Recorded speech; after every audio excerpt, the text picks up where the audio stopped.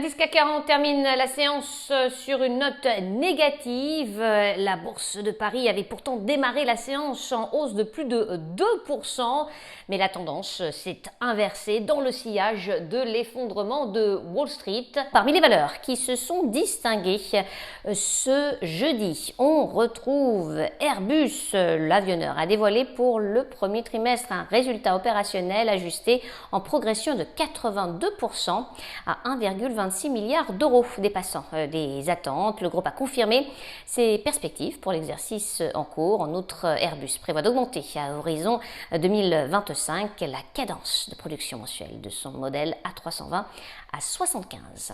Dans le reste de l'actualité, on retrouve ArcelorMittal, leader mondial de la production d'acier, a gagné du terrain après avoir fait état pour le premier trimestre d'un résultat net de 4,13 milliards de dollars contre 2,29 milliards de dollars un an auparavant. Le groupe a relevé son programme de rachat d'actions pour l'exercice en cours d'1 milliard de dollars à 2 milliards.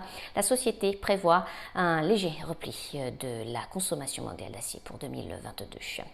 Arkema, le chimiste de spécialité, était bien orienté après avoir relevé pour l'exercice en cours sa prévision d'EBITDA pour sa division matériaux de spécialité.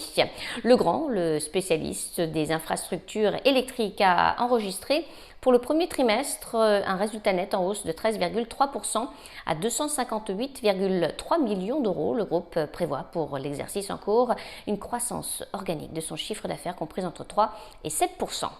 On passe à Stellantis, le constructeur automobile a confirmé ses perspectives pour l'exercice en cours. En outre, le groupe a fait état d'un chiffre d'affaires en progression de 12% à 41,5 milliards d'euros. Et puis Air France-KLM, la compagnie aérienne a déclaré anticiper pour le second trimestre un résultat d'exploitation à l'équilibre et un résultat d'exploitation positif pour le troisième trimestre. Enfin, CGG, le fournisseur de services et de produits géophysiques, a chuté après avoir accusé un repli de son chiffre d'affaires trimestriel.